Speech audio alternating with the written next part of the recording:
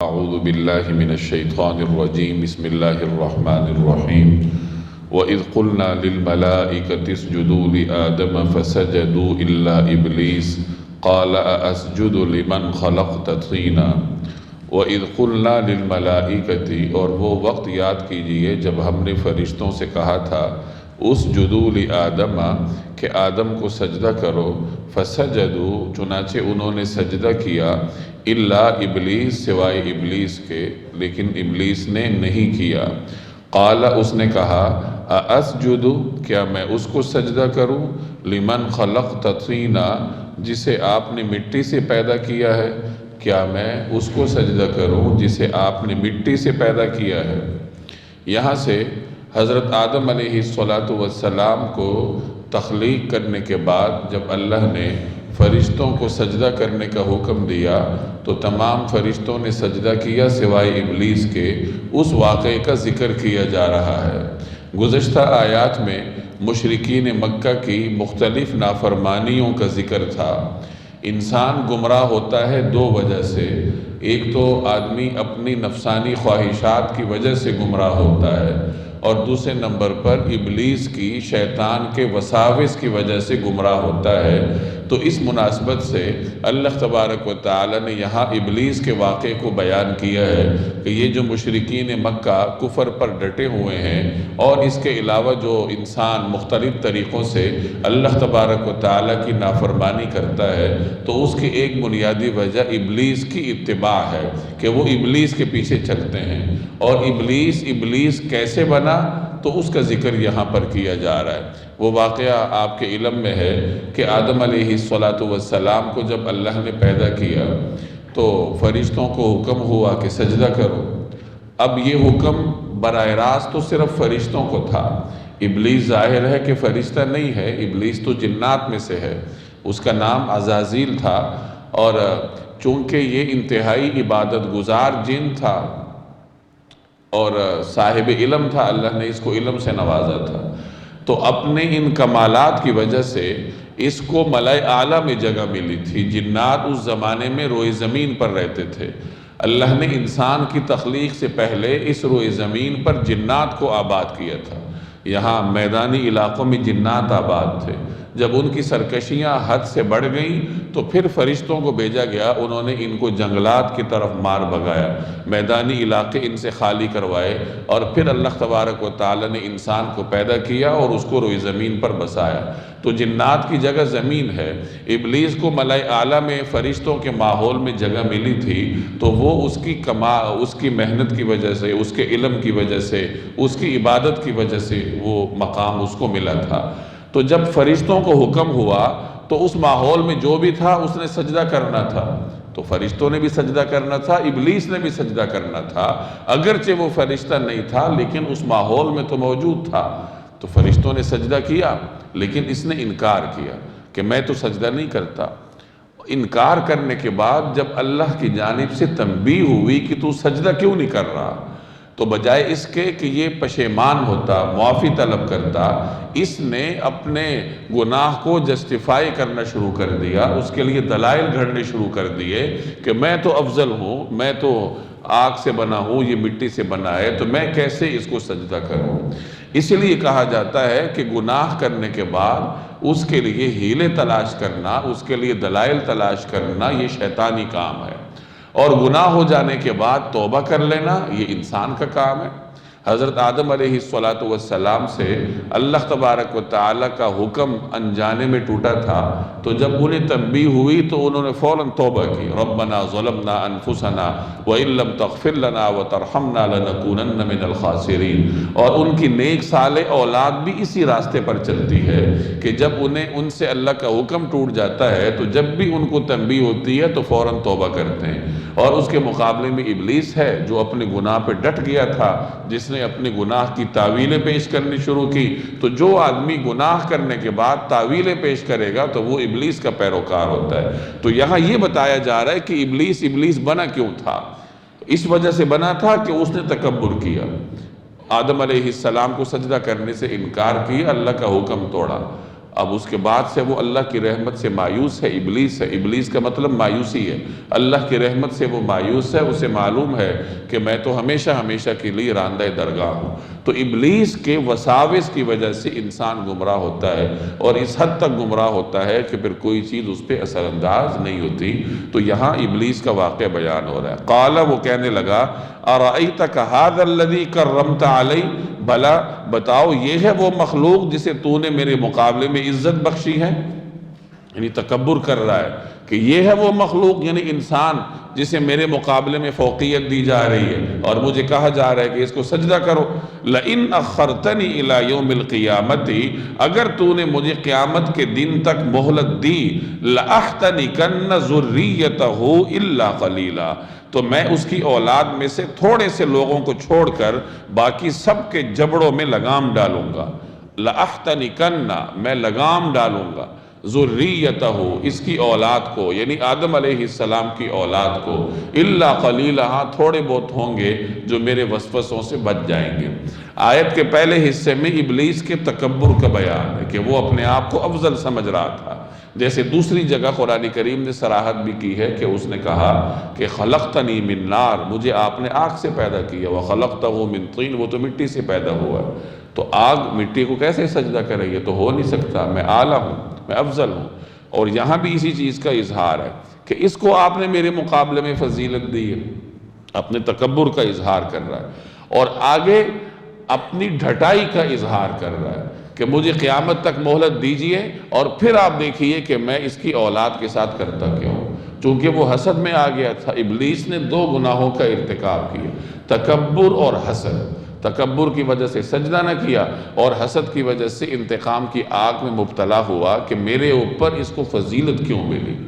ابلیس کو یہ امید تھی کہ خلافت ارضی کا منصب مجھے ملے گا، چونکہ میں نے اس روئے زمین کے چپے چپے پر سجدے کیے ہیں، میں اللہ کی عبادت گزار مخلوق ہوں، صاحب علم ہوں، تو خلافت ارضی مجھے ملے گی، اور اللہ نے آدم علیہ السلام کو دے دی۔ تو اس پر وہ حسد میں آ گیا انتقام کی وجہ سے کہ اب میں ان کی اولاد سے بدلہ لوں گا، اور جگہ جگہ قرآن کریم میں اس کے عزائم کا بیان ہے۔ ایک جگہ اللہ تعالیٰ فرماتے ہیں کہ ابلیس کہنے لگا کہ لَأَقْعُدَنَّ لَهُمْ صِرَاطَكَ الْمُسْتَقِيمِ، کہ میں تو ان کے لیے سیدھے راستے میں بیٹھ جاؤں گا، ان کو میں صراط مستقیم پر نہیں چلنے دوں گا۔ ثُمَّ لَآتِيَنَّهُمْ مِنْ بَيْنِ أَيْدِيهِمْ وَمِنْ خَلْفِهِمْ وَعَنْ أَيْمَانِهِمْ وَعَنْ شَمَائِلِهِمْ، میں ان پہ حملہ آور ہوں گا، سامنے کی طرف سے، پیچھے کی طرف سے، دائیں طرف سے، بائیں طرف سے، وَلَا تَجِدُ أَكْثَرَهُمْ شَاكِرِينَ، اور اے رب العالمین آپ ان کی اکثریت کو ناشکر پائیں گے۔ یعنی میں اس قدر حملے کروں گا کہ ایک تو صراط مستقیم پر نہیں چلیں گے، اور ان میں سے اکثر جو لوگ ہوں گے وہ کیا ہوں گے؟ ناشکر ہوں گے۔ تو یہ اپنے عزائم کا اظہار کر رہا ہے۔ قال، اللہ نے فرمایا، اذهب، جاؤ، فمن تبعک منہم، کہ جا پھر ان میں سے جو تیرے پیچھے چلے گا، فمن تبعک منہم، یعنی ان انسانوں میں سے جو تیرے پیچھے چلے گا، فَإِنَّ جَهَنَّمَ جَزَاؤُكُمْ جَزَاءً مَوْفُورًا، تو جہنم ہی تم سب کی سزا ہوگی، مکمل اور بھرپور سزا۔ اللہ نے اس سے فرمایا کہ ٹھیک ہے، جاؤ پھر آزما لو اپنا ہنر، اور جو بھی تمہارے پیچھے چلے گا میں اس کو جہنم میں ڈالوں گا، یعنی جہنم تمہاری بھی سزا ہوگی اور جو تمہارے پیچھے چلے گا اس کی بھی سزا ہوگی۔ وَاسْتَفْزِزْ مَنِ اسْتَطَعْتَ مِنْهُمْ، اور ان میں سے جس پر تیرا بس چلے ان کو بہکاؤ، بِصَوْتِكَ، اپنی آواز سے، وَأَجْلِبْ عَلَيْهِمْ بِخَيْلِكَ وَرَجِلِكَ، اور ان پر اپنے سواروں اور پیادوں کی فوج چڑھا لا، وَشَارِكْهُمْ فِي الْأَمْوَالِ وَالْأَوْلَادِ، اور ان کے مال اور اولاد میں اپنا حصہ لگا لے، وَعِدْهُمْ، اور ان سے خوب وعدے کر لے، وَمَا يَعِدُهُمُ الشَّيْطَانُ إِلَّا غُرُورًا، اور شیطان ان سے جو بھی وعدہ کرتا ہے وہ دھوکے کے سوا کچھ نہیں ہوتا۔ اللہ ابلیس سے فرما رہا ہے کہ جو تم سے بن پڑتا ہے کر لو، حملہ کرو ان پہ، ہر طرف سے حملہ کرو۔ اور چار چیزوں کا یہاں پہ ذکر ہے کہ جو تجھ سے ہوتا ہے کر لے، ان کو بہکا لے۔ نمبر ایک، اپنی آواز کے ذریعے۔ نمبر دو، اپنی فوج ان پر ایسے طریقے سے چڑھا لو کہ کوئی جگہ نہ چھوڑو، ان کے اموال میں بھی حصے دار بن جاؤ۔ نمبر تین، ان کی اولاد میں سے بھی حصے دار بن جاؤ۔ اور نمبر چار، ان کے ساتھ خوب وعد وعید کرو، ان کو سبز باغ دکھاؤ، جو تم سے ہو سکتا ہے کرو۔ تو یہ 4 چیزیں ہیں، 4 طریقے ہیں جن سے شیطان انسان کو گمراہ کرتا ہے۔ پہلی چیز ہے صوت، آواز کے ذریعے شیطان انسان کو گمراہ کرتا ہے۔ اب شیطان کی آواز سے کیا مراد ہے؟ مفسرین فرماتے ہیں کہ ہر غلط نعرہ جو انسان کو راہ راست سے بھٹکاتا ہے، وہ نعرہ انسان کا ہو، وہ جیسا بھی ہو، وہ شیطان کی آوازوں میں سے ایک آواز ہے۔ کہ ہر وہ آواز، ہر وہ نعرہ جس کی وجہ سے انسان راہ راست سے ہٹ جاتا ہے۔ جیسے حق کی آواز کے مقابلے میں دنیا میں بہت سارے نعرے لگتے ہیں، بڑے خوشنما نعرے لگتے ہیں، باطل کے نام پر بھی لگتے ہیں، دین کے نام پر بھی لگتے ہیں۔ بسا اوقات لوگ دین کی غلط تفہیم پیش کر کے لوگوں کو اپنے پیچھے لگانے کی کوشش کرتے ہیں تاکہ راہ راست سے بھٹک جائے۔ تو مفسرین فرماتے ہیں کہ ہر وہ نعرہ، ہر وہ آواز جو انسان کو راہ راست سے بھٹکائے، وہ شیطان کی آوازوں میں سے ایک آواز ہے۔ اور اسی زمرے میں مفسرین نے موسیقی اور گانے بجانے کی آواز کو بھی شمار کیا ہے کہ یہ بھی چونکہ انسان کے دل میں وساوس پیدا کر کے اس کو راہ حق سے دور کرنے کا سبب بنتی ہے، اس وجہ سے یہ بھی شیطان کی آوازوں میں سے ایک آواز ہے۔ گانا بجانا یہ 2 چیزوں کا مجموعہ ہوتا ہے، ایک شعر و شاعری اور دوسرے نمبر پر آلات طرب، موسیقی کے جو آلات ہیں، اور ان دونوں کی مذمتیں قرآن کریم اور احادیث میں بیان ہوئی ہیں۔ شعر و شاعری کوئی پسندیدہ چیز نہیں ہے۔ قرآن کریم ایک جگہ فرماتا ہے وَالشُّعَرَاءُ يَتَّبِعُهُمُ الْغَاوُونَ کہ جو شعراء ہیں ان کی پیروی تو بس گمراہ لوگ کرتے ہیں۔ أَلَمْ تَرَ أَنَّهُمْ فِي كُلِّ وَادٍ يَهِيمُونَ آپ دیکھتے نہیں کہ وہ مختلف وادیوں میں بھٹکتے پھرتے ہیں۔ اسی طریقے سے ایک روایت میں آتا ہے کہ ابلیس نے اللہ کے حضور یہ درخواست کی کہ آپ نے تو رسول بھی بھیجے، کتابیں بھی بھیجی بندوں کی ہدایت کے لیے، تو میرے لیے کیا ہے؟ یعنی میں کیسے اپنے حربے آزماؤں گا؟ تو اللہ نے اس سے فرمایا کہ تمہارے لیے شعر و شاعری جو ہے، یعنی شعر و شاعری کے ذریعے لوگوں کو گمراہ کرو۔ تو اس وجہ سے شعر و شاعری کو پسندیدہ نگاہ سے نہیں دیکھا گیا۔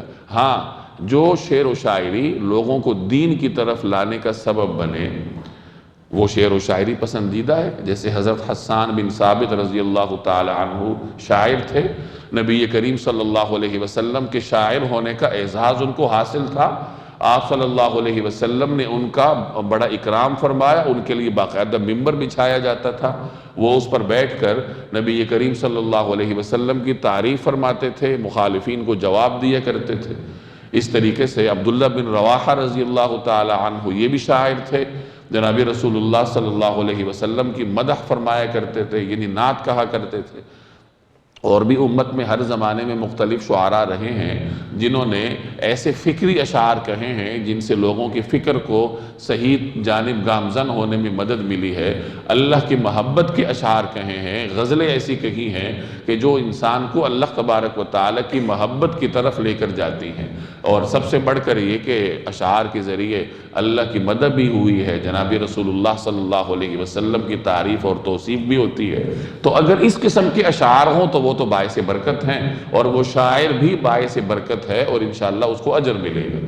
اور اس کے علاوہ جو دیگر اشعار ہوتے ہیں جو عموماً بندوں کے عشق پر مشتمل ہوتے ہیں یا فضول قسم کے مفاہیم پر مشتمل ہوتے ہیں، تو ایسے شعر و شاعری کو کوئی پسندیدہ نگاہ سے نہیں دیکھا گیا۔ اور قرآن کریم میں جہاں پر شعراء کی مذمت کی گئی ہے تو ان سے یہی شاعر مراد ہیں جو کہ ایسے اشعار کہتے ہیں جو شرکیہ ہوں یا اسلام کی تعلیمات کے خلاف ہوں یا لوگوں کو عشق حقیقی سے لے جا کر عشق مجازی میں گرفتار کریں۔ تو گانے بجانے میں بھی اسی قسم کے اشعار کا استعمال ہوتا ہے۔ تو گانے بجانے کا جو ایک عنصر ہے وہ بھی ناپسندیدہ ہے، شعر و شاعری، اور دوسرے نمبر پر اس میں جو گانے بجانے کے آلات ہیں جنہیں آلات طرب کہا گیا، جن کی باقاعدہ حدیث میں نام لے کر مذمت کی گئی ہے، ان دونوں کے مجموعے سے پھر گانا بنتا ہے۔ تو اس وجہ سے گانے کو یہاں مفسرین نے شیطان کی آوازوں میں سے ایک آواز کہا۔ تو اللہ نے فرمایا کہ ان کو بہکا لو اپنی آواز کے ذریعے، پہلی بات۔ دوسرے نمبر پر ان کی اموال میں شرکت کر لو، یعنی ان پر اپنے پیادے بھی چڑھا دو، افواج بھی چڑھا دو، سوار بھی چڑھا دو۔ پرانے زمانے میں جو لشکر ہوتا تھا اس میں کچھ سوار ہوتے تھے، گھڑ سوار یا خچروں پر سوار، کچھ پیادہ فوج ہوتی تھی، تو یہ فوج کی ہیئت ہوتی تھی۔ تو اللہ فرما رہا ہے کہ اپنا پورا لشکر انسانوں پر چڑھا دو، جو تیرے سے ہو سکتا ہے، پیادے ہیں، سوار ہیں، جو تمہارے پاس اسلحہ ہے لے آؤ ان کے مقابلے میں، اور ان کے اموال میں شرکت کر لو۔ مال میں شرکت سے مراد کہ ٹھیک ہے ان کو تم بہکاؤ تاکہ یہ حرام طریقے سے مال کمائے، سود کے ذریعے، جوئے کے ذریعے، قمار کے ذریعے، یا حرام کاموں میں صرف کریں، یعنی کمائیں بھی حرام طریقے سے، خرچ بھی حرام طریقے سے کریں۔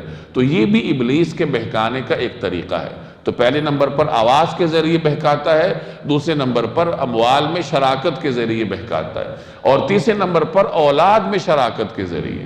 اولاد میں شراکت کا کیا مطلب ہے؟ مفسرین فرماتے ہیں کہ ایک آدمی زنا کرے اور زنا کی وجہ سے ناجائز اولاد پیدا ہو تو اس اولاد میں ابلیس کی شراکت ہے، وہ مراد ہے۔ اسی طریقے سے اولاد تو حلال ہو لیکن اس کا نام شرکیہ رکھا جائے تو یہ بھی ابلیس کی اولاد میں شراکت ہے۔ اسی طریقے سے کوئی آدمی اولاد کی صحیح تربیت نہ کرے، ان کو غلط راستے پر لگائے۔ اللہ نے تو سب کو دین پر، فطرت پر پیدا کیا ہے، والدین کی وجہ سے انسان غلط راستے پر چلتا ہے۔ اب اگر کوئی آدمی اپنی اولاد کو غلط راستے پر لگاتا ہے، ان کی غلط تربیت کرتا ہے یا تربیت کرنے میں غفلت کرتا ہے، تو گویا اس نے اپنی اولاد میں شیطان کو شریک کر لیا۔ تو یہ ہے اولاد میں شراکت، اور ظاہر ہے کہ اسی کی وجہ سے معاشرے میں، سوسائٹی میں خرابی پھیلتی ہے کہ لوگوں کی تربیت صحیح نہیں ہوتی۔ نوجوانوں کی جب تربیت صحیح نہیں ہوگی تو آگے جا کر وہ معاشرے میں بگاڑ کا سبب بنیں گے۔ تو یہ 3 اسباب ہوئے۔ چوتھے نمبر پر فرمایا کہ ان سے وعدے کرو، ان کو سبز باغ دکھاؤ، ان کو امیدیں دلاؤ۔ انسان دنیا میں امید کے سہارے جیتا ہے۔ جس قسم کے حالات قرآن کریم بیان کرتا ہے، جیسے پیچھے آپ نے پڑھا کہ جہنم ہے، زقوم ہے، اسی طریقے سے جو جہنمیوں کی خوراک ہے، ان کا جو مشروب ہے وہ زخموں کی پیپ ہے اور کھولتا ہوا پانی ہے، جس کو پئیں گے تو انتڑیاں جو ہے وہ پگھل جائیں گی۔ تو اس قسم کے، اسی طرح جو قبر کے حالات ہیں، حشر کے حالات ہیں، تو ان حالات کو پڑھ کر تو انسان کو مصلی سے ہٹنا ہی نہیں چاہیے، چاہے جائے کہ وہ گناہ کرے۔ لیکن انسان اللہ سے دور کیوں ہوتا ہے؟ امید کی وجہ سے۔ یعنی اسے ایک امید ہوتی ہے کہ پتہ نہیں میں کب تک زندہ رہوں گا، پتہ نہیں موت آتی بھی ہے یا نہیں آتی، اور کل بھی رہوں گا، پرسوں بھی رہوں گا، اچھا کل توبہ کر لوں گا، پرسوں توبہ کر لوں گا۔ تو شیطان اسی امیدیں دلاتا ہے، سبز باغ دکھاتا ہے، اور امیدوں کے ذریعے شیطان انسان کو اللہ سے دور کرتا ہے۔ تو یہاں اس آیت میں شیطان کے ان 4 ہتھیاروں کا ذکر ہے کہ ان 4 ہتھیاروں کے ذریعے شیطان انسان کو گمراہ کرتا ہے۔ تو اللہ نے فرمایا کہ اپنے یہ 4 حربے آزماؤ، خوب آزماؤ، دیکھو کون تمہارے پیچھے چلتا ہے، اور جو تمہارے پیچھے چلے گا تو اس کے بارے میں پہلے فرمایا کہ پھر تمہیں اور تمہارے پیچھے چلنے والوں کو میں بھرپور سزا دوں گا۔ وَمَا يَعِدُهُمُ الشَّيْطَانُ إِلَّا غُرُورًا، اور شیطان ان سے جو بھی وعدہ کرتا ہے وہ دھوکے کے سوا کچھ نہیں ہوتا۔ یعنی شیطان کا وعدہ تو دھوکے پر مبنی ہے۔ اِنَّ عِبَادِي لَيْسَ لَكَ عَلَيْهِمْ سُلْطَانٌ، یقین رکھ کہ جو میرے بندے ہیں ان پر تیرا کوئی بس نہیں چلے گا۔ وَكَفَى بِرَبِّكَ وَكِيلًا، اور تیرا پروردگار رکھوالی کے لیے کافی ہے، یعنی تیرا پروردگار ان کی رکھوالی کرے گا۔ اللہ نے پہلے فرمایا کہ جو تیرے پیچھے چلے گا وہ تیرے ساتھ جہنم میں گرے گا، اور ساتھ ہی فرمایا کہ جو میرے بندے ہیں، جو میری اتباع کرنے والے ہیں، ان پر تیرا کوئی گر نہیں چلے گا، ان پہ تو اپنا ہنر نہیں آزما سکے گا۔ اس لیے کہ نیک بندوں کو اللہ نے توبہ کی توفیق دی ہوتی ہے، اور وجہ کیا ہے کہ انہوں نے اپنی فطرت سلیمہ کو برقرار رکھا ہوتا ہے، وہ اللہ سے ہدایت کے طلبگار ہوتے ہیں، نتیجتاً اللہ ان کو ہدایت دیتا ہے۔ اگر گناہ ہوتا ہے تو وہ توبہ کر لیتے ہیں، اللہ تبارک و تعالیٰ ان کو معاف کر دیتا ہے۔ یہاں دیکھیے کہ اللہ تبارک و تعالیٰ کی جانب سے اپنے نیک بندوں پر کس قدر اعتماد کا اظہار ہے کہ اللہ ابلیس سے فرما رہا ہے کہ جو میرے بندے ہیں ان پر تیرا کوئی بس نہیں چلنا، تم جو بھی کر لو تمہارا بس میرے بندوں پر نہیں چلے گا۔ اِنَّ عِبَادِي لَيْسَ لَكَ عَلَيْهِمْ سُلْطَانٌ، کہ میرے بندوں پر تمہارا بس نہیں چلے گا، تمہارا بس انہی پر چلنا ہے جو اپنی فطرت کو بگاڑ دیں۔ ربکم الذی یزجی لکم الفلک فی البحر لتبتغوا من فضلہ، تمہارا پروردگار وہ ہے جو تمہارے لیے سمندر میں کشتیاں لے چلتا ہے تاکہ تم اس کا فضل تلاش کرو۔ انہ کان بکم رحیما، یقیناً وہ تمہارے ساتھ بڑی رحمت کا معاملہ کرنے والا ہے۔ گزشتہ آیات میں ابلیس کا واقعہ سنا کر انسان کو بتایا گیا کہ اس ابلیس کی وجہ سے تم گمراہ ہوتے ہو، اور چونکہ اس کے وعدے جھوٹے ہیں اس کے پیچھے مت چلو، اور اس کے ہتھیار بھی بتا دیے گئے کہ وہ ان 4 ہتھیاروں کے ذریعے تمہارے اوپر حملہ آور ہوتا ہے۔ اب یہاں ان آیات میں اللہ کی قدرت کا اظہار ہے کہ دیکھو ابلیس کو چھوڑو، اللہ کے پیچھے چلو، کیونکہ اللہ ہی تمہارے اوپر رحمتیں کرتا ہے۔ وہ ایسی ایسی جگہ تمہارا کارساز بنتا ہے جہاں اللہ کے سوا کوئی تمہارا کچھ نہیں کر سکتا۔ جیسے پہلے بھی بات آئی تھی کہ اگر انسان سمندر میں ہو اور سمندر کی لہروں کے درمیان پھنس جائے تو وہاں تو قریش مکہ بھی اللہ کو پکارتے تھے، وہاں تو انسان کو اللہ کے سوا کوئی سہارا نظر آتا ہی نہیں، چاروں طرف لہریں ہوتی ہیں، وہاں انسان کیا کر سکتا ہے؟ تو وہاں ایسے حالات میں قریش مکہ بھی اللہ کو پکارتے تھے۔ تو انسان کو بتایا جا رہا ہے کہ دیکھو جو اللہ سمندر میں تمہاری رکھوالی کرتا ہے تو وہ خشکی میں بھی تمہاری رکھوالی کرے گا، اور اگر تم خشکی میں آ کر اللہ کو بھول جاؤ گے تو کیا اللہ دوبارہ تمہیں سمندر میں نہیں لے کے جا سکتا؟ وہ دوبارہ تمہیں سمندر میں لے جائے گا اور تمہیں غرق کر کے رکھ دے گا۔ تو اللہ کی قدرت کو دیکھو، اس کی نشانیوں کو دیکھو اور اس پہ اعتماد کرو، اس کی اطاعت کرو۔ تو فرمایا کہ جب سمندر میں تمہیں کوئی تکلیف پہنچتی ہے اور کہ نہیں تمہارا پروردگار وہ ہے جو تمہارے لیے سمندر میں کشتیاں لے چلتا ہے، کشتی اللہ کے سہارے چلتی ہے۔ آج کل بھی اگر اس جدید ٹیکنالوجی کے دور میں بھی اگر جہاز لہروں کے درمیان پھنس جائے تو اس کی ٹیکنالوجی کیا کر لی؟ ٹائٹینک کتنا بڑا جہاز تھا اور کتنی اس میں عیاشی کے آلات تھے، کیا اس میں نہیں تھا؟ لیکن جب وہ چٹان سے ٹکرایا تو کوئی آدمی نہیں بچا۔ جب غرق ہونے پر جہاز آتا ہے اللہ ایسے اسباب پیدا کر دیتا ہے کہ پھر جدید آلات کے باوجود بھی اس کو چٹان نظر نہیں آتی اور کیپٹن کو وہ جا کے ٹکرا دیتا ہے۔ یا لہریں جب اس کے سامنے آتی ہیں، اور ایسی لہریں جو کہ ہزاروں ٹن وزنی جہاز کو ایسے اٹھائے پھرتی ہیں جیسے کوئی درخت کا پتا ہو ہوا کی دوش پہ، تو اللہ تبارک و تعالی ہی اپنی قدرت سے جہازوں کو منزل تک پہنچاتا ہے یا کشتیوں کو منزل تک پہنچاتا ہے۔ تو فرمایا کہ تمہارا پروردگار تو وہ ہے جو سمندر میں تمہارے لیے کشتیاں لے کر چلتا ہے تاکہ تم اس کا فضل تلاش کرو۔ فضل سے مراد رزق بھی ہو سکتا ہے، باقی بھی ساری نعمتیں ہیں۔ جیسے انسان منزل مقصود تک پہنچتا ہے تو یہ بھی اللہ کا فضل ہے۔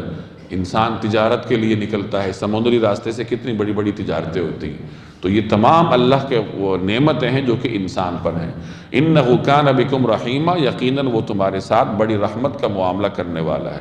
وَإِذَا مَسَّكُمُ الضُّرُّ فِي الْبَحْرِ، اور جب سمندر میں تمہیں کوئی تکلیف پہنچتی ہے، ضَلَّ تو غائب ہو جاتے ہیں، مَن تَدْعُونَ وہ سب جن کو تم پکارتے ہو، إِلَّا إِيَّاهُ بس اللہ ہی اللہ رہ جاتا ہے۔ یعنی جب تمہیں سمندر میں کوئی تکلیف پہنچتی ہے تو جن کو تم پکارا کرتے ہو وہ سب غائب ہو جاتے ہیں، بس اللہ ہی اللہ رہ جاتا ہے۔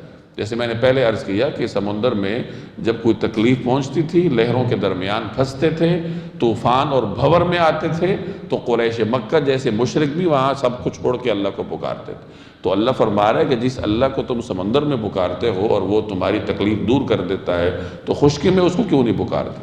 فَلَمَّا نَجَّاكُمْ، پھر جب وہ تمہیں نجات دے دیتا ہے، اِلَى الْبَرِّ خشکی کی طرف، پھر جب اللہ تمہیں بچا کر خشکی تک پہنچا دیتا ہے، أَعْرَضْتُمْ تو تم منہ موڑ لیتے ہو، وَكَانَ الْإِنسَانُ كَفُورًا اور انسان بڑا ہی ناشکرا ہے۔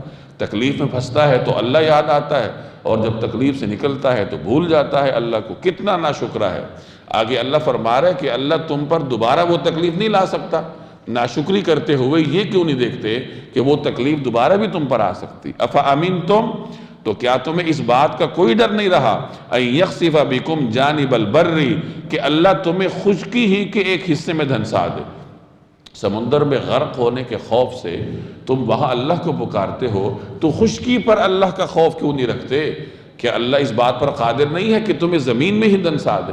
قارون کو دھنسایا تھا، اور کتنے واقعات ہیں کہ اللہ خشکی پر اقوام پر عذاب لا چکا ہے، تو کیا خشکی پر وہ تم پہ عذاب نہیں لا سکتا؟ او یرسل علیکم حاصبا یا تم پر پتھر برسانے والی آندھی بھیج دے، ثم لا تجد لکم وکیلا اور پھر تمہیں کوئی اپنا رکھوالا نہ ملے۔ یعنی خشکی پر بھی تمہیں اللہ کا خوف کرنا چاہیے۔ ام امنتم اور کیا تم اس بات سے بھی بے فکر ہو گئے ہو، ان یعیدکم فیہ تارۃ اخری کہ وہ تمہیں دوبارہ اسی میں لے جائے۔ یعنی تمہیں سمندر کا خوف ہے نا، تو تم دوبارہ تم اس بات سے کیوں بے فکر ہو گئے ہو کہ اللہ تمہیں دوبارہ سمندر میں لے جائے؟ فَيُرْسِلَ عَلَيْكُمْ قَاصِفًا مِّنَ الرِّيحِ، پھر تم پر ہوا کا ایک طوفان بھیج دے، فَيُغْرِقَكُمْ بِمَا كَفَرْتُمْ، اور پھر تمہاری ناشکری کی سزا میں تمہیں غرق کر ڈالے۔ یعنی تم اس بات سے کیوں بے فکر ہو گئے ہو؟ ثُمَّ لَا تَجِدُ لَكُمْ عَلَيْنَا بِهِ تَبِيعًا، پھر تمہیں کوئی نہ ملے جو اس معاملے میں ہمارا پیچھا کر سکے۔ یعنی پھر ظاہر ہے کہ اللہ تبارک و تعالیٰ سے باز پرس کون کر سکتا ہے؟ اللہ تمہیں خشکی سے اٹھا کے سمندر میں لے جائے گا، وہاں تمہیں غرق کر دے گا، اور کون ہے جو اللہ سے باز پرس کر سکے؟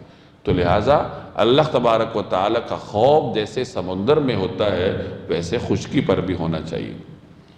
وَلَقَدْ كَرَّمْنَا بَنِي آدَمَ، اور حقیقت یہ ہے کہ ہم نے آدم کی اولاد کو عزت بخشی ہے۔ وَحَمَلْنَاهُمْ فِي الْبَرِّ وَالْبَحْرِ، اور انہیں خشکی اور سمندر دونوں میں سواریاں مہیا کی ہیں۔ وَرَزَقْنَاهُمْ مِنَ الطَّيِّبَاتِ، اور ان کو پاکیزہ چیزوں کا رزق دیا ہے۔ وَفَضَّلْنَاهُمْ عَلَىٰ كَثِيرٍ مِّمَّنْ خَلَقْنَا تَفْضِيلًا، اور ان کو اپنی بہت سی مخلوقات پر فضیلت عطا کی ہے۔ یہاں اللہ نے انسان کی 4 خصوصیات کا ذکر فرمایا کہ ان 4 خصوصیات کی بنیاد پر اللہ نے انسان کو کرامت عطا کی ہے۔ لہٰذا جس انسان پر جس رب نے یہ فضل کیا ہے تو اس انسان کو اسی رب کی اتباع کرنی چاہیے، اور پیچھے ابلیس کا جو واقعہ بیان ہوا اس ابلیس سے پرہیز کرنا چاہیے۔ اللہ تبارک و تعالی نے انسان کو ایک تو اپنے دست قدرت سے پیدا کیا، جیسے ابلیس سے اللہ نے فرمایا کہ تو نے انسان کو سجدہ کیوں نہیں کیا؟ لما خلقت بیدی، جس کو میں نے اپنے دست قدرت سے پیدا کیا۔ تو دست قدرت سے اللہ نے انسان کو پیدا کیا، یہ بھی انسان کی ایک کرامت ہے، یا یوں کہہ لیجئے کہ یہ اس کی سب سے پہلی تکریم ہے، عزت کا سب سے پہلا اظہار ہے کہ اللہ نے اس کو اپنے دست قدرت سے پیدا کیا، اور پھر اللہ نے اسے سب سے خوبصورت شکل دی ہے۔ لَقَدْ خَلَقْنَا الْإِنسَانَ فِي أَحْسَنِ تَقْوِيمٍ، کہ ہم نے انسان کو سب سے خوبصورت سانچے میں پیدا کیا۔ انسان تمام مخلوقات میں سب سے زیادہ خوبصورت ہے، انسان سے زیادہ خوبصورت کوئی مخلوق نہیں۔ پھر اللہ نے انسان پر فضل یہ کیا کہ اسے 2 ایسی خصوصیات سے نوازا جو دیگر جانداروں میں نہیں ہیں، ایک عقل اور ایک نطق، قوت کلام۔ عقل اللہ نے انسان کو دی ہے، اور اس طریقے سے دی ہے کہ وہ اچھے اور برے میں تمیز کر سکتا ہے، اللہ تبارک و تعالیٰ کی نشانیوں کو دیکھ سکتا ہے، حق اور باطل میں امتیاز کر سکتا ہے۔ اس طرح کی عقل اللہ نے صرف انسان کو دی ہے، اور قوت نطق، قوت کلام، کہ انسان اپنے ما فی الضمیر کا اظہار کر سکتا ہے، یہ بھی اللہ تبارک و تعالیٰ نے صرف انسان کو عطا کی ہے۔ تو یہ وہ خصوصیات ہے جو کہ اللہ نے انسان کے اندر جسمانی طور پر رکھی ہیں، اور روحانی طور پر اس کو یہ طاقتیں دی ہیں کہ اس کے اندر عقل ہے، اس کے اندر حق اور باطل میں تمیز ہے۔ تو فرمایا وَلَقَدْ كَرَّمْنَا بَنِي آدَمَ، حقیقت یہ ہے کہ ہم نے آدم کی اولاد کو عزت بخشی ہے ان تمام وجوہات کی بنیاد پر جو میں نے عرض کی۔ وَحَمَلْنَاهُمْ فِي الْبَرِّ وَالْبَحْرِ، اور انہیں خشکی اور سمندر دونوں میں سواریاں مہیا کی ہیں۔ دنیا میں انسان وہ واحد مخلوق ہے جسے اللہ نے سواری عطا کی ہے۔ کوئی جانور دوسرے جانور کے لیے سواری نہیں بنتا، جانور صرف انسان کے لیے سواری بنتے ہیں، کوئی پرندہ دوسرے کے لیے سواری نہیں بنتا۔ یہ تو انسان ہے جس کے لیے اللہ نے جہازوں کو مسخر کیا ہے، وہ جہازوں میں اڑتا پھرتا ہے۔ تو سواری کا جو اعزاز ہے وہ بھی اللہ نے صرف اور صرف کس کو دیا؟ انسان کو دیا۔ اور تیسرا فرمایا وَرَزَقْنَاهُم مِّنَ الطَّيِّبَاتِ، اور ان کو پاکیزہ چیزوں کا رزق دیا ہے۔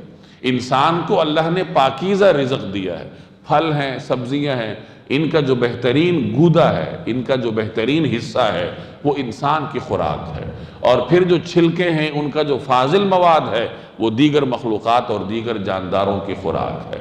تو یہاں اللہ نے انسان کی تکریم کا اظہار فرمایا کہ ہم نے انسان کو عزت بخشی ہے۔ وَفَضَّلْنَاهُمْ عَلَىٰ كَثِيرٍ مِّمَّنْ خَلَقْنَا تَفْضِيلًا، اور ان کو اپنی بہت سی مخلوقات پر فضیلت عطا کی ہے، یعنی اللہ نے انسان کو دیگر مخلوقات سے فضیلت اور برتری عطا کی۔ یہ فضیلت عامہ ہے جو تمام انسانوں کو حاصل ہے۔ کوئی انسان راہ راست پر ہے اس کو بھی اللہ نے یہ نعمتیں دی ہیں، کوئی راہ راست پر نہیں ہے اس کو بھی اللہ نے یہ نعمتیں دی ہیں، یعنی سواری کی نعمت دی ہے، اس کو پاکیزہ رزق کی نعمت دی ہے، اسے عقل، قوت نطق کی نعمت دی ہے۔ یہ اللہ نے فضیلت عامہ کا اظہار کیا ہے کہ یہ نعمتیں اللہ تبارک و تعالیٰ کی تمام انسانوں پر ہیں۔ آگے پھر فضیلت خاصہ کے مختلف درجات ہوتے ہیں کہ جو لوگ اپنے ان نعمتوں کو پہچان کر ان نعمتوں کی وجہ سے نعمت کرنے والے کو پہچان لیتے ہیں تو ان کو پھر فضیلت زیادہ حاصل ہوتی ہے۔ اصل فضیلت ہی ان کی ہے کہ جو نعمتوں کے خالق کو پہچان لیتے ہیں۔ تو بہرحال یہاں اللہ تبارک و تعالی نے آدم علیہ السلام کی اولاد یعنی انسانوں کی تکریم اور ان کی جو فضیلت اور برتری ہے اس کا اعلان فرمایا ہے، اور یہ بھی انسان کو ایک اعتبار سے متوجہ کیا جا رہا ہے کہ جس رب نے تمہیں یہ اعزاز بخشا ہے، کیا تمہیں یہ زیبا ہے کہ تم اس رب کو چھوڑ کر شیطان کے پیچھے چلو؟ یوم ندعو کل اناس بامامہم، اس دن کو یاد رکھو جب ہم تمام انسانوں کو ان کے اعمال ناموں کے ساتھ بلائیں گے۔ فمن اوتی کتابہ بیمینہ، پھر جنہیں ان کا اعمال نامہ اپنے داہنے ہاتھ میں دیا جائے گا، فاولئک یقرؤون کتابہم، تو وہ اپنے اعمال نامے کو پڑھیں گے، ولا یظلمون فتیلا، اور ان پر ریشہ برابر بھی ظلم نہیں ہوگا۔ اب یہاں قیامت کے دن کا بیان ہے، یعنی انسان کو عزت تو بخشی ہے لیکن اس پر کچھ ذمہ داری بھی عائد کی ہے، اور اس ذمہ داری کے بارے میں اس سے قیامت کے دن باز پرس ہوگی۔ تو یہاں قیامت کا ایک منظر اللہ نے بیان کیا، فرمایا اس دن ہر شخص کو اپنے امام کے ساتھ بلایا جائے، کل یوم ندعو کل اناس بامامہم، کہ تمام انسانوں کو ان کے امام کے ساتھ بلایا جائے گا۔ اب امام سے کیا مراد ہے؟ مفسرین نے اس کے مختلف مفاہیم، مختلف معنی بیان کیے۔ ایک مطلب یہ ہے کہ امام سے مراد اعمال نامے ہیں، جیسے آگے بھی اسی کا تسلسل ہے کہ اعمال ناموں کے ساتھ انسان کو بلایا جائے گا، ہر آدمی اپنے اعمال ناموں کے ساتھ پیش ہوگا۔ چنانچہ روایات میں آتا ہے کہ ایک ہوا اڑے گی اور اس ہوا کے ذریعے اعمال نامے اڑیں گے، لوگوں کو جا کر ملیں گے۔ جو نیک ہوں گے ان کو دائیں طرف سے ملیں گے، جو برے ہوں گے ان کو بائیں طرف سے ملیں گے۔ جو دائیں طرف سے اعمال نامے لینے والے ہوں گے وہ بڑے خوش ہوں گے، لوگوں کو دکھاتے پھریں گے کہ دیکھو یہ میرا اعمال نامہ ہے، اور جن کو بائیں طرف سے ملے گا وہ حسرت کا شکار ہوں گے، چھپتے چھپاتے پھریں گے۔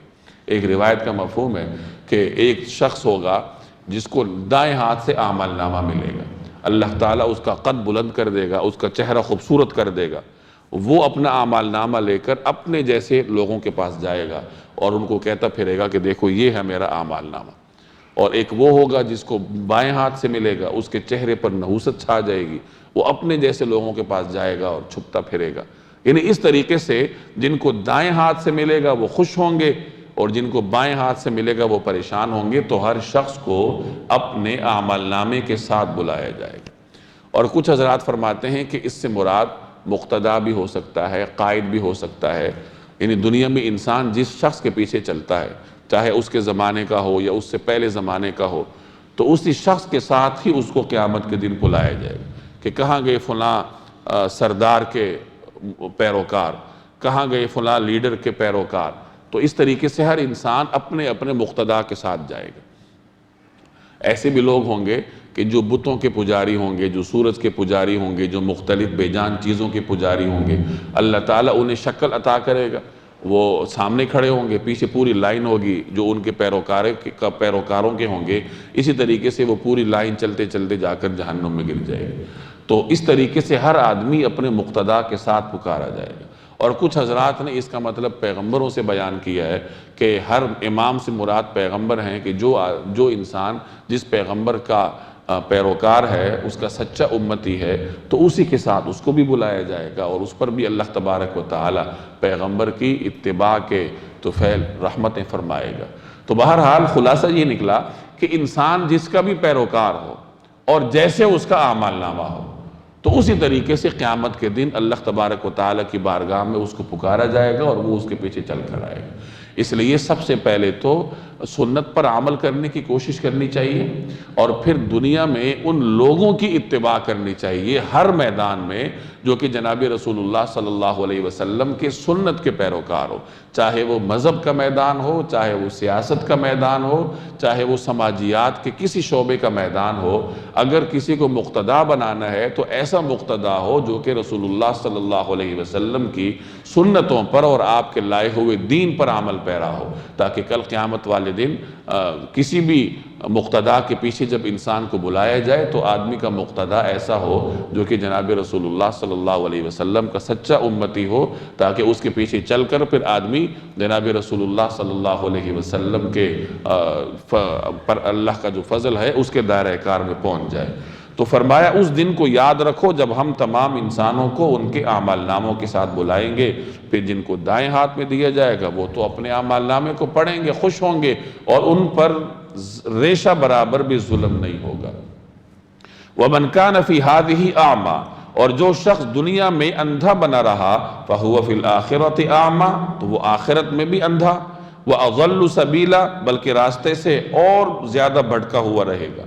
جو آدمی دنیا میں اندھا رہا، اندھے ہونے سے مراد ظاہری نابینا پن نہیں بلکہ باطنی نابینا پن ہے۔ جس آدمی کا دل اندھا بنا رہا، یعنی جس آدمی کو ہدایت دکھائی نہ دی، جس پر ہدایت نے اثر نہ کیا، جس نے دنیا میں اللہ کے احکامات کی اطاعت نہ کی، تو قیامت کے دن بھی وہ اندھا ہوگا، راہ راست سے دور ہوگا۔ راہ راست سے مراد جنت کا راستہ ہے۔ جو دنیا میں ہدایت کے راستے کو چھوڑے گا تو قیامت کے دن بھی اسی طرح بھٹکا ہوا ہوگا اور جنت کے راستے سے دور رہے گا۔ وَإِن كَادُوا لَيَفْتِنُونَكَ عَنِ الَّذِي أَوْحَيْنَا إِلَيْكَ لِتَفْتَرِيَ عَلَيْنَا غَيْرًا، اور جو وحی ہم نے آپ کے پاس بھیجی ہے یہ لوگ آپ کو فتنے میں ڈال کر اس سے ہٹانے لگے تھے تاکہ آپ اس کی بجائے کوئی اور بات ہمارے نام پر گھڑ کر پیش کر دیں۔ وَإِذًا لَاتَّخَذُوكَ خَلِيلًا، اور اس صورت میں یہ آپ کو اپنا گہرا دوست بنا لیتے۔ وَلَوْلَا أَن ثَبَّتْنَاكَ، اور اگر ہم نے آپ کو ثابت قدم نہ بنایا ہوتا، لَقَدْ كِدْتَ تَرْكَنُ إِلَيْهِمْ شَيْئًا قَلِيلًا، تو آپ بھی ان کی طرف کچھ جھکنے کے قریب جا پہنچتے۔ إِذًا لَأَذَقْنَاكَ ضِعْفَ الْحَيَاةِ وَضِعْفَ الْمَمَاتِ، اور اگر ایسا ہو جاتا تو ہم آپ کو دنیا میں بھی دگنی سزا دیتے اور مرنے کے بعد بھی دگنی۔ ثُمَّ لَا تَجِدُ لَكَ عَلَيْنَا نَصِيرًا، اور پھر آپ کو ہمارے مقابلے میں کوئی مددگار نہ ملتا۔ یہ قرآن کریم کی ایسی آیات ہیں کہ جن میں اللہ تبارک و تعالیٰ کا جلال اپنے پورے عروج پر ہے۔ جناب رسول اللہ صلی اللہ علیہ وسلم کو قریش نے اور کفار نے مختلف طریقوں سے پیشکشیں کی تھی۔ کسی نے آپ سے کہا کہ آپ اس دین کو چھوڑ دیجئے، ہم آپ کے لیے مال و دولت کا انبار کھڑا کر دیتے ہیں۔ کسی نے کہا ہم یہ رشتہ دے دیتے ہیں، کسی نے کہا ہم سرداری دے دیتے ہیں۔ مختلف طریقوں سے پیشکشیں کرتے تھے کہ یہ لے لیجئے وہ لے لیجئے، لیکن کسی طریقے سے یہ جو آپ کی دعوت ہے اس کو چھوڑ دیجئے۔ جس کا جواب آپ صلی اللہ علیہ وسلم نے جناب ابو طالب کی موجودگی میں یوں دیا تھا کہ یہ لوگ میرے دائیں ہاتھ پر سورج اور بائیں ہاتھ پر چاند بھی لا کر رکھ دے تو تب بھی میں اپنے مشن سے ایک قدم پیچھے نہیں ہٹوں گا، یہاں تک کہ اللہ تبارک و تعالی مجھے اپنے پاس بلا لے۔ اسی طریقے سے بسا اوقات آپ سے مختلف قسم کے مطالبے ہوتے، جیسے آپ ایک سال ہمارے معبودوں کی اتباع کریں تو ہم ایک سال آپ کے رب کی اتباع کریں گے، جس کا ذکر سورۃ الکافرون میں ہے۔ قبیلہ ثقیف طائف سے آیا اور اس نے مختلف مطالبے شروع کر دیے کہ ہماری وادی کو حرم کا درجہ دیا جائے جیسے مکہ کو حرم کا درجہ دیا گیا ہے، ہم نماز نہیں پڑھ سکتے، ہماری نماز معاف کر دی جائے، ہم زکوٰۃ نہیں دے سکتے، ہماری زکوٰۃ معاف کی جائے، ہم جہاد میں نہیں جا سکتے، ہمیں چھوٹ دی جائے، ہم اپنے بتوں کو اپنے ہاتھ سے نہیں توڑ سکتے، ہمیں وہاں چھوٹ دی جائے۔ اس طریقے سے مختلف مطالبات ہوتے تھے۔ یعنی یہ تمام وہ مطالبات ہیں جن کا میں نے مختصراً ذکر کیا کہ جن میں قریش مکہ کی یعنی مشرکین کی یہ کوشش ہوتی تھی کہ کسی طریقے سے جناب رسول اللہ صلی اللہ علیہ وسلم کو ان کی دعوت سے باز رکھا جائے یا آپ علیہ الصلوۃ والسلام کی دعوت میں کچھ تبدیلی واقع کر دی جائے۔ لیکن اللہ تبارک و تعالی نے جناب رسول اللہ صلی اللہ علیہ وسلم کو ان تمام مراحل میں ثابت قدم رکھا، جس کا اظہار ان آیات میں ہے وَلَوْلَا أَن ثَبَّتْنَاكَ، کہ اگر ہم نے آپ کو ثابت قدم نہ بنایا ہوتا، یعنی اللہ نے آپ کے لیے ایک تکوینی حفاظتی نظام ایسا بنا رکھا تھا جو کہ پیغمبروں کے لیے ہوتا ہے، اور اس نظام کے ہوتے ہوئے پھر پیغمبر اللہ تبارک و تعالیٰ کے راستے کو چھوڑ نہیں سکتا، یہ یعنی ممکن نہیں ہوتا۔ اس لیے حضرات انبیاء علیہ السلام کو عصمت کا درجہ حاصل ہوتا ہے، یعنی وہ معصوم ہوتے ہیں، اللہ تبارک و تعالیٰ انہیں ہر قسم کی لغزش پر قائم رہنے سے محفوظ رکھتا ہے۔ تو نبی کریم صلی اللہ علیہ وسلم نے ان کی کسی پیشکش کو قبول نہیں فرمایا اور اپنی دعوت پر برقرار رہے، اپنی دعوت میں ذرہ برابر بھی آپ نے تبدیلی نہیں فرمائی۔ تو یہاں ایک تو اس چیز کا اظہار ہے کہ جناب رسول اللہ صلی اللہ علیہ وسلم اپنی دعوت پر برقرار رہے، اور ساتھ ہی فرض محال کے طور پر یہ فرمایا گیا کہ اگر آپ بھی اپنے مشن سے ہٹ جاتے تو پھر ہم آپ کو دیگر لوگوں کے مقابلے میں دگنی سزا دیتے۔ اس میں نبی کریم صلی اللہ علیہ وسلم کی عظمت کا پہلو اس طور پر ہے کہ دنیا میں بھی یہ ہوتا ہے کہ جو آپ کے جتنا قریب ہے تو اس کو تنبیہ بھی اسی قدر شدت سے کی جاتی ہے۔ تو چونکہ نبی کریم صلی اللہ علیہ وسلم سے بڑھ کر اللہ کے کوئی قریب نہیں تھا، قربتیں اس حد تک تھیں کہ اللہ تبارک و تعالی نے انہی قربتوں کے اعتبار سے پھر تنبیہ بھی سخت فرمائی ہے۔ اور اس میں بنیادی طور پر تو پیغمبر کو مخاطب کر کے امت کو یہ تنبیہ کی جا رہی ہے، یا امت کو یہ دس دیا جا رہا ہے کہ دیکھو راہ راست سے ہٹنے کا تصور نہیں ہے، راہ راست سے ہٹنے کا اختیار جو ہے وہ پیغمبر کے پاس بھی نہیں ہے، تو عام آدمی کے پاس کیسے ہو سکتا ہے؟ پیغمبر بھی اللہ کے بتائے ہوئے طریقے پر چلتا ہے، اور جو طریقہ پیغمبر امت تک پہنچا دیتا ہے تو امت کو بھی اسی طریقہ کار پر چلنا پڑتا ہے۔ مفسرین فرماتے ہیں کہ جب یہ آیات نازل ہوئی تو جناب رسول اللہ صلی اللہ علیہ وسلم نے یہ دعا فرمائی، اللہم لا تکلنی الی نفسی طرفۃ عین، کہ یا اللہ مجھے ایک لمحے کے لیے بھی اپنے نفس کے سپرد نہ فرمائیے، یعنی میری حفاظت فرمائیے ہر ممکن ہر طریقے سے۔ علماء فرماتے ہیں کہ جب ان آیات کو پڑھا جائے تو اللہ تبارک و تعالیٰ کے روب اور جلال کو مد نظر رکھا جائے، تصور کیا جائے کہ اللہ جل جلالہ کا جلال کتنا عظیم ہے، اس کی ذات کتنی برتر ہے، اور اس کو مد نظر رکھتے ہوئے گھٹنوں کے بل بیٹھ کر اللہ تبارک و تعالیٰ سے یہی دعا مانگنی چاہیے جو نبی کریم صلی اللہ علیہ وسلم سے منقول ہے، اللہم لا تکلنی الی نفسی طرفۃ عین، کہ یا اللہ مجھے ایک لمحے کے لیے بھی اپنے نفس کے سپرد نہ کیجیے، یعنی میری حفاظت کیجیے۔ آدمی اگر اپنے نفس کے سپرد ہو گیا تو بس وہ پھر شیطان کے رحم و کرم پر ہے، نفس کی خواہشات تو کبھی ختم نہیں ہوتی، پھر آہستہ آہستہ انسان ہوس کا غلام بن جاتا ہے۔ وَإِن كَادُوا لَيَسْتَفِزُّونَكَ مِنَ الْأَرْضِ لِيُخْرِجُوكَ مِنْهَا، اس کے علاوہ یہ لوگ اس فکر میں بھی ہیں کہ اس سرزمین سے آپ کے قدم اکھاڑ دیں تاکہ آپ کو یہاں سے نکال باہر کرے، وَإِذًا لَا يَلْبَثُونَ خِلَافَكَ إِلَّا قَلِيلًا، اور اگر ایسا ہوا تو یہ بھی آپ کے بعد زیادہ دیر یہاں نہیں ٹھہر سکیں گے۔ اس میں ایک پیشن گوئی اللہ نے فرمائی ہے کہ یہ اہل مکہ اس فکر میں ہے کہ کسی طریقے سے نبی کریم صلی اللہ علیہ وسلم کو مکہ کی سرزمین چھوڑنے پر مجبور کیا جائے، مختلف طریقوں سے یہ تنگ کرتے ہیں، آپ کے راستے میں روڑے اٹکاتے ہیں۔ اللہ فرما رہا ہے کہ اگر انہوں نے ایسا کیا تو یہ بھی زیادہ دیر مکہ میں نہیں رہیں گے۔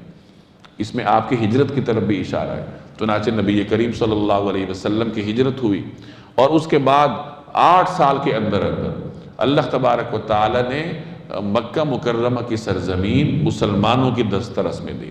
جناب رسول اللہ صلی اللہ علیہ وسلم فاتحانہ شان سے مکہ مکرمہ میں داخل ہوئے، اور اس کے مزید 1 سال کے بعد مشرکین کو یہاں سے دیس نکالا مل گیا کہ اب کوئی مشرک یہاں پر باقی نہیں رہے گا، جیسے کہ سورہ توبہ میں آپ تفصیل سے پڑھ کر آئے ہیں۔ سنت من قد ارسلنا قبلک من رسلنا، یہ ہمارا وہ طریقہ کار ہے جو ہم نے اپنے ان پیغمبروں کے ساتھ اختیار کیا تھا جو ہم نے آپ سے پہلے بھیجے تھے، ولا تجد لسنتنا تحویلا، اور آپ ہمارے طریقے میں کوئی تبدیلی نہیں پائیں گے۔ یعنی جب کوئی امت اپنے پیغمبر پر اس کا وطن میں رہنا یہ دو بھر کر دیتی ہے تو اللہ تبارک و تعالیٰ اس امت کو بھی وہاں نہیں رہنے دیتا۔ جیسے مختلف انبیاء کو اقوام نے ہجرت کرنے پر مجبور کیا تو اللہ تعالیٰ کی جانب سے ان کی اقوام پر پکڑ کے احکامات نازل ہوئے، ان پہ عذاب نازل ہوئے اور وہ بھی وہاں زیادہ دیر نہیں رہ سکے۔ اقم الصلاۃ لدلوک الشمس الی غسق اللیل وقرآن الفجر، سورج ڈھلنے کے وقت سے لے کر رات کے اندھیرے تک نماز قائم کیجئے اور فجر کے وقت قرآن پڑھنے کا اہتمام کیجئے۔ ان قرآن الفجر کان مشہودا، یاد رکھیے کہ فجر کی تلاوت میں مجمع حاضر ہوتا ہے۔ مسلمانوں کے معاشرے کو راہ راست پر رکھنے والی سب سے بنیادی چیز توحید ہے، عقید توحید۔ عقید توحید کے بعد مسلم معاشرے کو برقرار رکھنے والی چیز اعمال ہیں۔ اعمال میں سب سے سر فہرست نماز ہے۔ تو اس آیت میں اللہ تبارک و تعالی نے نمازوں کا بیان فرمایا ہے۔ قرآن کریم میں کہیں پر صراحت کے ساتھ 5 نمازوں کا ذکر نہیں ہے، مختلف اشاروں میں اللہ جل جلالہ نے نمازوں کا ذکر فرمایا ہے، تو یہاں بھی 5 نمازوں کا ذکر ہے۔ فرمایا سورج ڈھلنے سے لے کر رات کے اندھیرے تک نماز قائم کرو۔ سورج کب ڈھلتا ہے؟ زوال کے بعد، یعنی پہلے سورج اوپر جاتا رہتا ہے، زوال کے وقت میں پھر اس کے بعد سورج نیچے گرنا شروع کرتا ہے۔ تو زوال کے بعد سے لے کر رات کے اندھیرے تک مسلمان 4 نمازیں پڑھتے ہیں۔ زوال کے بعد ظہر کی نماز پڑھی جاتی ہے، اس کے بعد عصر کی نماز ہے، پھر مغرب کی نماز ہے اور پھر عشاء کی نماز ہے۔ تو 4 نمازوں کا ذکر تو آیت کے اس حصے میں آ گیا۔ وقرآن الفجر، اور فجر کے وقت قرآن پڑھنے کا اہتمام کیجئے، اس میں نماز فجر کا ذکر آ گیا۔ اب زوال کے بعد سے لے کر رات کے اندھیرے تک نماز پڑھنے کا ذکر ہے۔ اب اس دورانیے میں کتنی نمازیں پڑھی جائیں گی، کتنی رکعات کی پڑھی جائیں گی، یہ تفصیلات ہمیں نبی کریم صلی اللہ علیہ وسلم کی سنت میں ملیں گی، آپ علیہ السلام کی سیرت میں ملیں گی۔ یاد رکھیے کہ دین کا سر چشمہ 2 چیزیں ہیں، یعنی 2 چیزیں ہیں جو ہمارے دین کا بنیادی ماخذ ہیں۔ سب سے پہلے قرآن کریم ہے اور پھر جناب رسول اللہ صلی اللہ علیہ وسلم کی سنت ہے، اور اس کے بعد ان دونوں پر مبنی قیاس ہوتا ہے جو کہ ائمہ مجتہدین کرتے ہیں، اور اس کے بعد پھر اجماع ہوتا ہے کہ اگر کسی بات پر ائمہ مجتہدین کا اتفاق ہو جائے تو وہ بھی مسلمانوں کے لیے قانون کا درجہ رکھتا ہے۔ تو قیاس اور اجماع ہیں تو دلائل، لیکن ان کے لیے بھی بنیاد قرآن کریم اور حدیث ہیں کہ ان کی بنیاد پر ان دونوں دلائل کا استعمال ہوتا ہے۔ تو بنیادی 2 ہی چیزیں ہیں، قرآن کریم اور جناب رسول اللہ صلی اللہ علیہ وسلم کی سنت۔ قرآن کریم میں احکامات اجمالی طور پر بیان ہوتے ہیں، تفصیل رسول اللہ صلی اللہ علیہ وسلم کے طریقے میں ملتی ہے۔ یہاں مفسرین نے ایک روایت نقل کی ہے، حضرت عمران بن حسین رضی اللہ تعالی عنہ صحابی ہیں، ان سے ایک مرتبہ کسی نے پوچھا کہ یہ مقام محمود کی جو تشریح آپ شفاعت کبریٰ کے ذریعے کرتے ہیں، یعنی قرآن کریم کی آیت کی تشریح حدیث کے ذریعے کرتے ہیں، تو اس آیت کی تشریح تو آپ قرآن کریم کے خلاف کرتے ہیں، یہ تو قرآن کریم میں نہیں ہے۔ گویا اس نے یہ کہنے کی کوشش کی کہ قرآن کی تشریح آپ حدیث سے کیوں کرتے ہو؟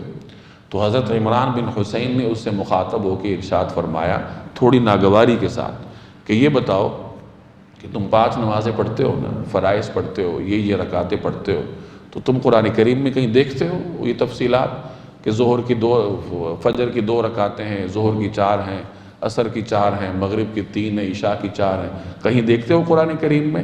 نہیں نہ دیکھتے، تم نے ہم سے سیکھا اور ہم نے جناب رسول اللہ صلی اللہ علیہ وسلم سے سیکھا۔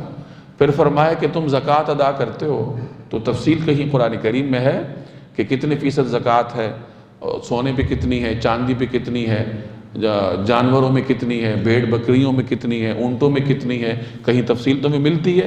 نہیں نہ ملتی، ہم سے سیکھتے ہو اور ہم رسول اللہ صلی اللہ علیہ وسلم سے سیکھتے ہیں۔ تو اس طریقے سے انہوں نے کئی چیزیں گنوائیں کہ دیکھو ان کی تفصیل تمہیں قرآن میں نہیں ملتی، تم ہم سے سیکھتے ہو اور ہم تمہیں از خود نہیں بتاتے، تو ہم جناب رسول اللہ صلی اللہ علیہ وسلم سے سیکھتے ہیں۔ اس روایت سے وضاحت کے ساتھ انہوں نے یہ بیان فرمایا کہ قرآن کریم میں تمہیں ہر چیز کی تفصیل نہیں ملے گی، بلکہ قرآن کریم جس ذات پر نازل ہوا اس ذات کے عمل کو دیکھنا پڑے گا کہ انہوں نے قرآن کریم پر عمل کیسے کیے۔ جو آدمی بھی اس کا انکار کرتا ہے تو وہ گمراہ ہو جاتا ہے۔ آج بھی بہت سارے لوگ ہیں جو نمازوں کا انکار کرتے ہیں اسی بنا پر کہ کہاں لکھا ہے قرآن کریم میں کہ فجر کی 2 رکعتیں ہیں، ظہر کی 4 رکعتیں ہیں۔ کوئی ایسے بھی فرقے ہیں جو کہ 1 نماز کے قائل ہیں، کہ بس جی قرآن کریم میں تو فجر کا ذکر ہے۔ ایسے بھی ہیں جو 2 یا 3 نمازوں کے قائل ہیں۔ ایسے بھی لوگ دنیا میں ہیں جو کہ سرے سے نماز کو نہیں مانتے، کہتے ہیں کہ یہ ہماری نماز کوئی نماز نہیں ہے، نماز تو وہ ہے جو کہ حکومت اسلامیہ قائم ہوتی ہے، پھر وہ حکم دیتی ہے، پھر نماز ہوتی ہے۔ وہ ہے کہ نماز تو اسی وقت قائم ہوگی جب حکومت حکم دے گی، جب تو حکومت کی طرف سے احکامات نہیں ہیں تو اس وقت تک آدمی اپنے طور پر نماز پڑھتا رہے، وہ تو نماز نہیں ہے، بس وہ تو نماز کی شکل و صورت ہے۔ تو یہ گمراہی کیوں پیدا ہوتی ہے؟ یہ اسی لیے پیدا ہوتی ہے کہ آدمی اس طریقے سے ہٹ جاتا ہے جو کہ امت کے جمہور طبقے کا طریقہ کار ہے، اور وہ کیا ہے کہ پہلے قرآن کریم میں دیکھا جاتا ہے، قرآن کریم میں تفصیل نہیں ملتی تو جناب رسول اللہ صلی اللہ علیہ وسلم کے سنت کو دیکھا جاتا ہے، وہاں بھی نہیں ملتی تو پھر ائمہ مجتہدین کے قیاس کو دیکھا جاتا ہے، اور اس کی سند ہمیں ملتی ہے جناب رسول اللہ صلی اللہ علیہ وسلم کے اس فرمان سے جو آپ نے حضرت معاذ سے مخاطب ہو کے ارشاد فرمایا تھا۔ حضرت معاذ کو آپ علیہ السلام نے یمن بھیجا اپنا نمائندہ بنا کر، اور پھر فرمایا کہ معاذ تم جا رہے ہو، یہ بتاؤ فیصلہ کیسے کرو گے؟ تمہارے سامنے مقدمے آئیں گے، لوگوں کے حالات آئیں گے، تم سے فیصلہ کرنے کو کہا جائے گا، کیسے فیصلہ کرو گے؟ حضرت معاذ نے عرض کیا کہ میں کتاب اللہ کو دیکھوں۔ آپ علیہ السلام نے فرمایا کہ اگر کتاب اللہ میں نہ پاؤ تو کیا کرو گے؟ یعنی اس سے معلوم ہوا کہ ایسی بھی چیزیں ہیں جو کتاب اللہ میں نہیں ہیں۔ تو حضور نے فرمایا کتاب اللہ میں اگر تم نہ پاؤ تو کیا کرو گے؟ انہوں نے عرض کیا کہ یا رسول اللہ میں پھر آپ کی سنت میں دیکھوں گا۔ آپ نے فرمایا اگر میری سنت میں بھی نہ پاؤ تو کیا کہو گے، کیا کرو گے؟ انہوں نے فرمایا اجتہد برائیی، پھر میں اپنی رائے سے اجتہاد کروں گا، چونکہ وہ مجتہد تھے، صاحب علم تھے تو وہ اجتہاد فرما سکتے تھے۔ تو حضور علیہ السلام نے ان کے ان جوابات کی تصدیق اور تصویب فرمائی، اور آپ نے فرمایا کہ تمام تعریفیں اس اللہ کے لیے ہیں کہ جس نے اپنے رسول کے رسول کو درست راستہ دکھایا۔ حضرت معاذ حضور کے بھیجے ہوئے تھے نا، قاصد تھے، اور قاصد کو عربی میں رسول کہتے ہیں، کہ جس نے اپنے رسول کے رسول کو درست راستہ دکھایا، یعنی اس طرز عمل کی آپ نے تصدیق فرمائی کہ پہلے کتاب اللہ میں دیکھو وہاں نہ ملے، پھر میری سنت میں دیکھو وہاں نہ ملے، تو پھر جو امام ہے وہ مجتہد ہے، وہ اجتہاد کرے قرآن اور حدیث کی روشنی میں، پھر اپنی ذاتی رائے بتا کر لوگوں کو مطلع کرے کہ دیکھو اس مسئلے کا حل یہ ہے۔ تو بہرحال یہاں بھی اشاروں میں اللہ تبارک و تعالی نے 5 نمازوں کی طرف اشارہ فرمایا کہ سورج ڈھلنے کے وقت سے لے کر رات کے اندھیرے تک نماز قائم کرو۔ اب اس دورانیے میں یہ تو کہا کہ نماز قائم کرو، اب یہ تو نہیں ہو سکتا کہ سورج ڈھلنے سے لے کر رات کے اندھیرے تک آپ مصلی پہ کھڑے رہیں، ظاہر ہے کہ کبھی کھڑے ہوں گے، کبھی ہٹیں گے، اپنے کام پہ جائیں گے، اب کتنی مرتبہ آنا پڑے گا؟ اس کی تفصیل تو یہاں نہیں ہے، اس کی تفصیل کہاں ملے گی؟ نبی کریم صلی اللہ علیہ وسلم کے عمل سے ملے گی اور آپ کی سنت سے ملے گی۔ قرآن الفجر، فجر کے وقت قرآن پڑھنے کا اہتمام کرو، اس سے مراد فجر کی نماز ہے کہ فجر کی نماز کے وقت قرآن پڑھو۔ گویا اس آیت میں 5 نمازوں کا ذکر آ گیا۔ ان قرآن الفجر کان مشہودا، یاد رکھو کہ فجر کی تلاوت میں مجمع حاضر ہوتا ہے۔ مفسرین فرماتے ہیں کہ مجمع حاضر ہونے سے مراد فرشتوں کی حاضری ہے۔ روئے زمین پر جتنے فرشتوں کی ڈیوٹیاں ہوتی ہیں، دن میں بھی اور رات میں بھی، دن کے الگ فرشتے ہیں، رات کے الگ فرشتے ہیں۔